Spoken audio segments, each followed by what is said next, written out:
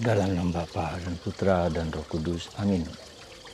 Allah Bapa di surga, bantu kami ya Bapa supaya kami menjadi lebih bijaksana dalam hidup ini. Lebih mendengarkan suara-Mu, mendengarkan kehendak-Mu, mendengarkan apa yang abadi, yang ilahi, yang membuka mata kami hidup. Bukan hanya sesuatu yang nampak, yang lahiriah. Tapi ada sesuatu yang lebih dalam. Engkau janjikan kepada kami. Bantu kami dengan Roh Kudus-Mu ya Bapa, supaya kami semakin mengerti hidup seperti yang Kau kehendaki. Kebahagiaan, kedamaian kekal. Demi Kristus Tuhan dan pengantara kami. Amin. Para saudara-saudariku yang terkasih dalam Kristus. Bacaan Injil hari ini kita diingatkan untuk menjadi bijaksana. Menjadi seorang yang bijak. Perumpamaan tentang wanita pembawa obor yang bijaksana dan wanita yang bodoh. Ketika mereka menanti-nantikan kedatangan sang mempelai yang akan datang. 5 wanita yang bijaksana itu wanita yang membawa sisa, membawa persediaan berupa minyak. Ya. Sedangkan wanita bodoh tidak memiliki persiapan minyak itu. Dan mereka semua tertidur karena tidak tahu kapan datangnya sang mempelai itu yang akan datang memasuki gerbang kerajaan istana untuk pesta mereka. Tapi ketika mempelai datang, maka si 5 wanita bodoh itu minta kepada yang 5 wanita bijaksana untuk memberikan sebagian dari minyak-minyak mereka itu. Dan dikatakan tidak bisa. Dan apa yang terjadi, maka mereka pergi lagi untuk membeli dan mereka sudah terlambat untuk memasuki gerbang kebahagiaan pesta perkawinan. Simbol dari suatu suasana kebahagiaan kekal bagi orang-orang yang mempersiapkan untuk itu, yang menemukan hal tersebut. Saudara, apa maksud dari perumpamaan ini? Perumpamaan itu menjadi manusia bijak itu adalah manusia yang mendengarkan tanda-tanda zaman. Orang yang mencari the meaning of life. Mencari makna kehidupan. Ya, ketika orang mencari makna kehidupan atas peristiwa yang ia alami, maka dia berjuang, bergulat, dan berusaha semaksimal mungkin untuk menemukan jawaban atas pertanyaan-pertanyaan yang fundamental yang ada dalam hidupnya tersebut. Dan itulah menjadi bijak karena ketika itu dia menemukan bahwa hidup itu bukan sesuatu yang ada seperti sekarang ini, yang kelihatan. Tetapi ada sesuatu yang tidak kelihatan, yang abadi, yang kekal, yang disiapkan oleh Allah kepada manusia. Jadi katakanlah ada hidup rohani dan ada hidup jasmani.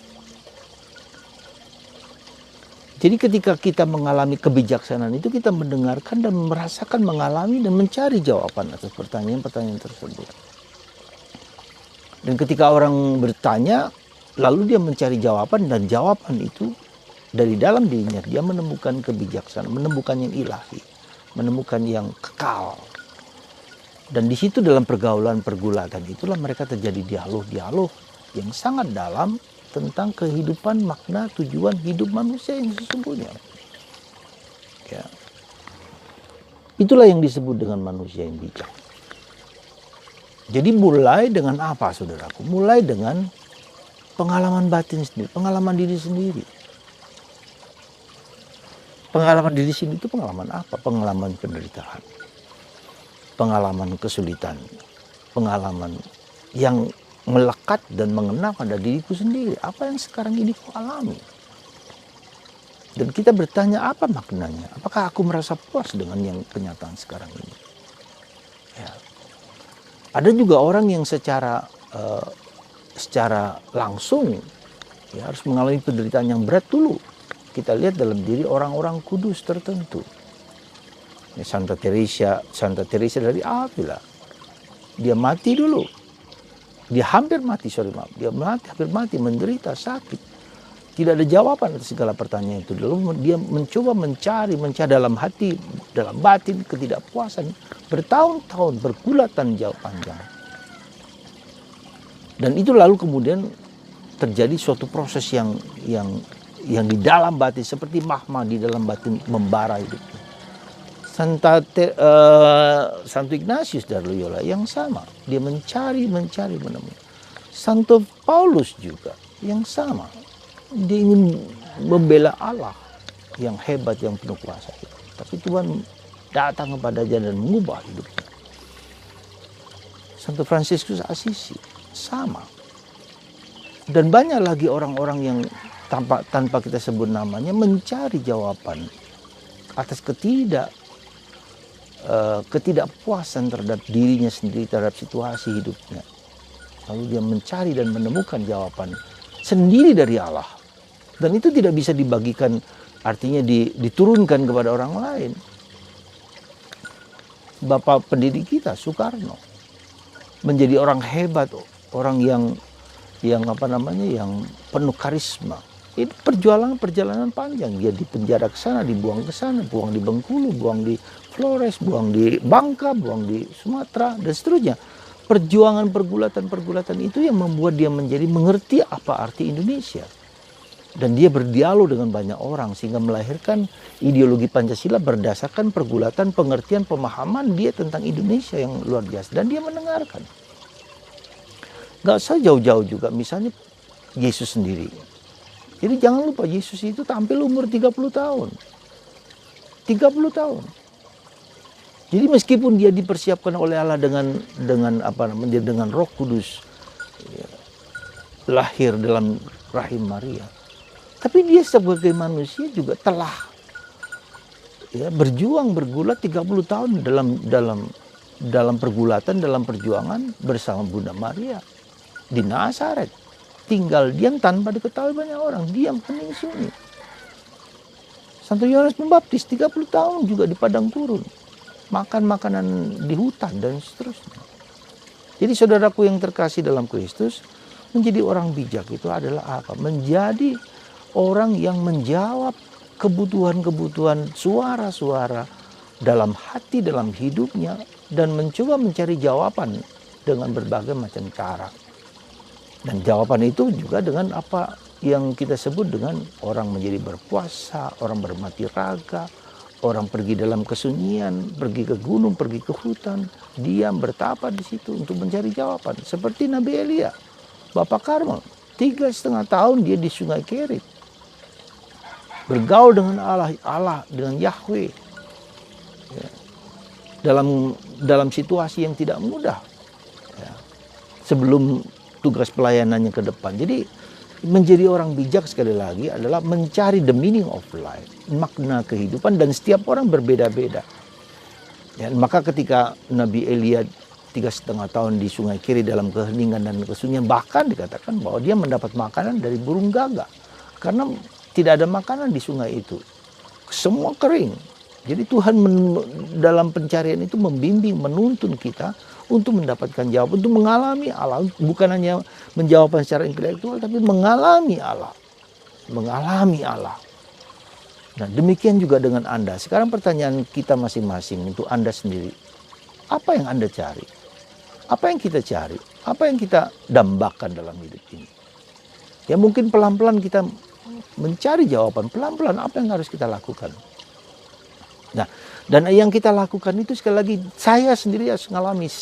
Tidak bisa memberikan kebijaksanaan, mintalah kebijaksanaan kepadaku, tidak bisa, harus dialami sendiri.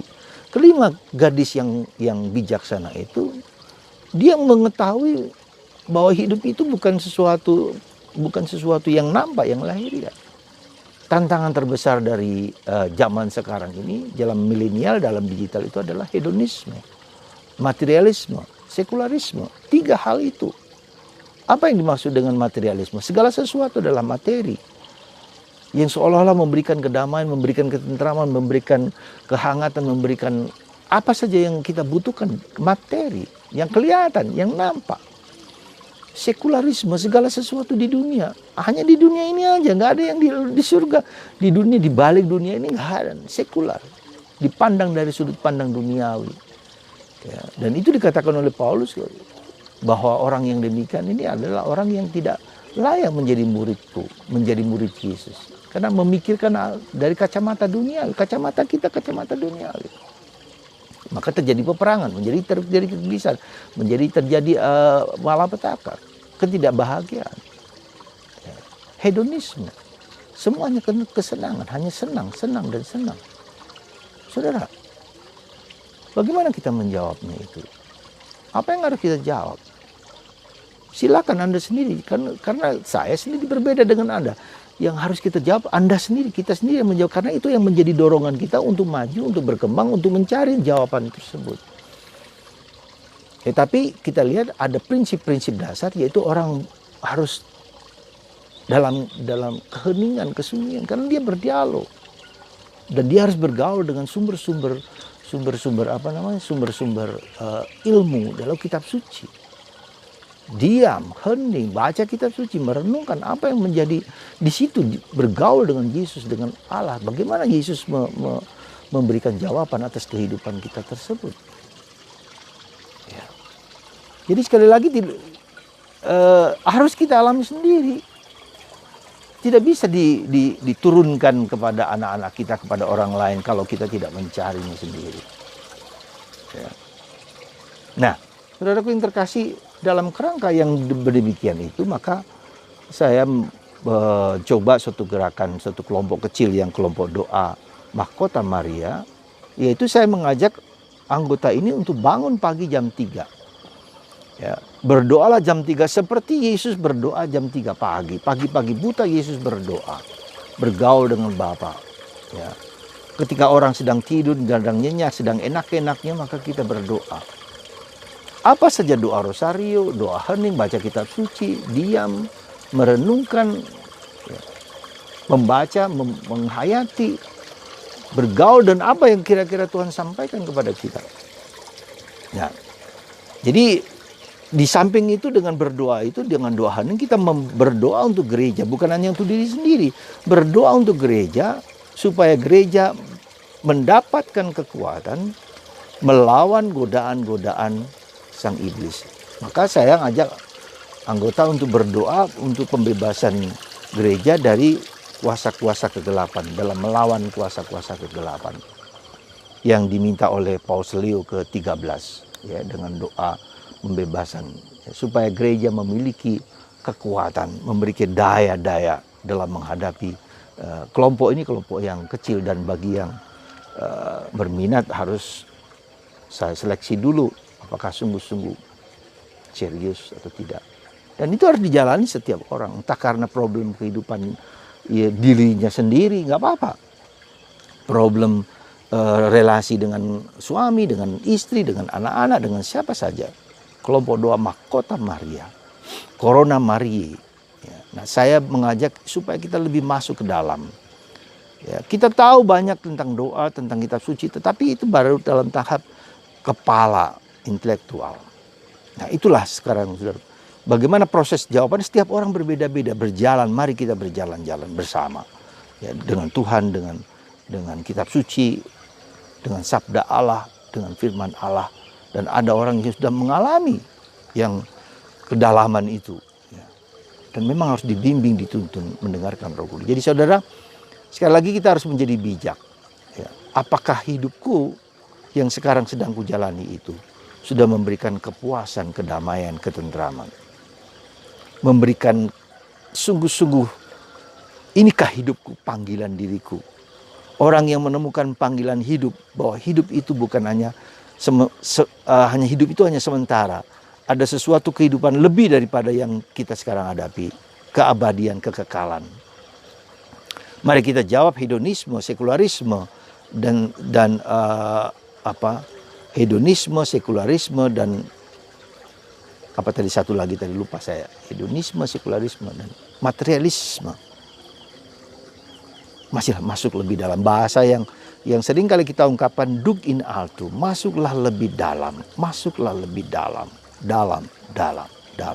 dan Anda dipanggil untuk menjadi masuk lebih dalam dengan menjadi bijak, mencari jalan-jalan dan supaya kita dibimbing, dituntun. Bagi Anda silakan japri ke saya. Mungkin bisa nanti kita bimbing lewat WA bagaimana mengenal masuk ke dalam situasi seperti itu. Silakan.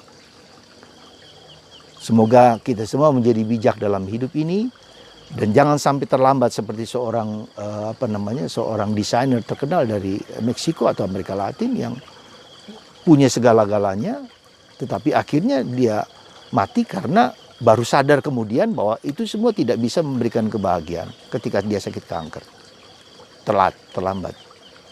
Tapi ya sudahlah, jangan sampai seperti itu Anda dan saya. Semoga Tuhan memberkati Anda dan memberikan roh kebijaksanaan yang harus kita cari, kita perjuangkan dalam hidup ini. Berkat Tuhan atas Anda semua dalam nama Bapa dan Putra dan Roh Kudus. Amin.